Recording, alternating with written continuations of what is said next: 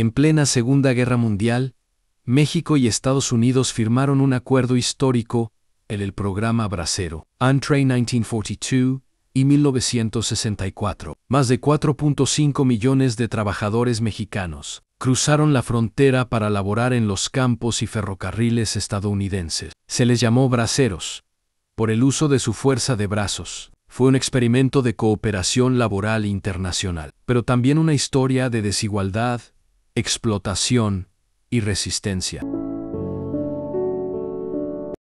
Según Jorge Durand, en el Programa Bracero 1942 a 1964, un balance crítico, el origen del acuerdo, fue la escasez de mano de obra en Estados Unidos durante la guerra. Los hombres estadounidenses estaban en el frente y se necesitaban trabajadores agrícolas. En 1942, ambos gobiernos firmaron el Convenio Laboral Agrícola, prometiendo que los braceros tendrían salarios justos, vivienda digna y protección legal. Pero la realidad fue muy diferente. En teoría, los braceros eran trabajadores invitados. En la práctica, muchos vivieron en condiciones precarias. Felipe Schaffhauser, en Consecuencias del Norte, el movimiento de los ex-braceros como hecho cultural, explica que los contratos frecuentemente se incumplían. Los salarios eran bajos, las jornadas largas y los alojamientos improvisado. Nos hacían dormir en barracas, sin agua caliente. Nos pagaban menos de lo prometido, pero no podíamos quejarnos. La inspección médica, las fumigaciones con pesticidas y los retenes en la frontera marcaron la experiencia de miles de hombres. Era una migración legal, pero profundamente desigual, como explica Catherine Bessina en Diplomacia Migratoria en una historia transnacional del Programa Bracero. El acuerdo fue más que laboral, fue un instrumento diplomático. Estados Unidos buscaba asegurar su producción agrícola, mientras México intentaba proteger a sus ciudadanos y mantener buenas relaciones con su vecino del norte. Pero las tensiones fueron constantes. México denunciaba abusos. Estados Unidos reclamaba deserciones. Entre ambos países se tejió una red de negociaciones, inspecciones y compromisos que raras veces se cumplían en los campos.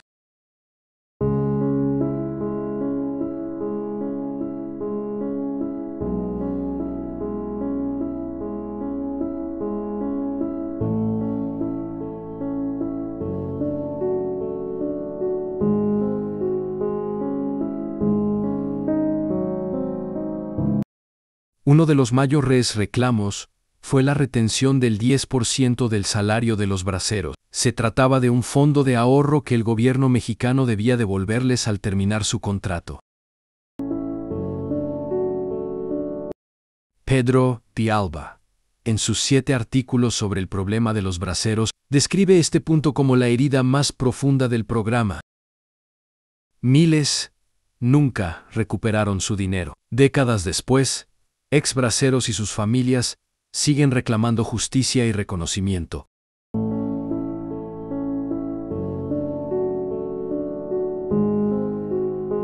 Tras el fin del programa en 1964, los braceros regresaron a México con recuerdos, cicatrices y una identidad nueva. El trabajo en el norte transformó comunidades enteras. Schaffhauser Misi interpreta el movimiento de los ex-braceros como un hecho cultural, una forma de reclamar dignidad y memoria colectiva. No solo buscan el pago de su ahorro, sino también el reconocimiento histórico de su aporte. Mi padre trabajó en California por 5 años, lo dejó todo por un sueño, solo pedimos que se respete su esfuerzo. Jorge Durán señala que el programa Bracero fue, al mismo tiempo, un éxito económico y un fracaso social. Éxito, porque permitió sostener la producción agrícola en Eyang y generó remesas para México. Fracaso, porque institucionalizó la explotación laboral y sentó las bases de una migración precaria que continúa hasta hoy. Las huellas del programa están presentes en la migración actual, en los jornaleros agrícolas, en los contratos temporales y en la memoria de miles de familias. El programa Bracero fue más que un acuerdo laboral, fue una historia compartida entre dos naciones y millones de vidas. Una historia de brazos que cruzaron fronteras y de promesas que aún esperan cumplirse. Escucharemos algunos relatos construidos y basados en las historias de los braceros. El viaje. Salimos de mi pueblo en Michoacán en 1943. Nos dijeron que íbamos a ganar dólares, que allá habría trabajo y comida. En el tren íbamos apretados, algunos sin asiento. Nadie sabía qué nos esperaba del otro lado, pero todos llevábamos la esperanza de regresar con algo mejor para nuestras familias. Cuando cruzamos la frontera, nos revisaron como si no fuéramos personas. Nos bañaron con polvo, nos contaron los dientes, nos pesaron. Yo pensé en sí, así empieza. ¿Cómo será allá? El campo. Nos levantábamos antes del amanecer. El patrón decía que el sol no debía encontrarnos dormidos. Trabajábamos hasta que el calor nos quemaba la piel.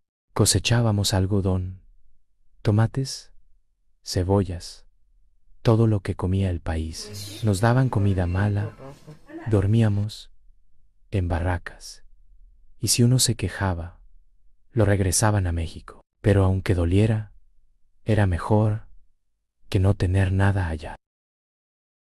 La familia. Mi padre fue bracero, se fue cuando yo era niña.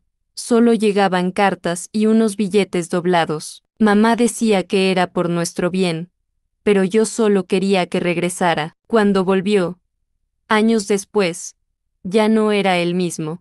Tenía las manos duras, la mirada lejos. Decía que allá aprendió que el trabajo dignifica, pero también que hay trabajos que duelen más que el hambre. El asunto sociopolítico es que a los braceros les tocó la peor parte en la explotación, malos tratos, y lo más grave, el problema de dinero que les prometieron por el fondo de ahorro. Por esto, el programa fue un rotundo fracaso de justicia social. Cuando se acabó en el 64, la migración no se detuvo. Al revés, se disparó la ilegal, porque la gente ya sabía por dónde moverse. En resumen, se usó el programa para solucionar un problema de trabajo capitalista, pero se creó un problema social y binacional que, hasta la fecha, sigue siendo el pleito principal entre México y Estados Unidos.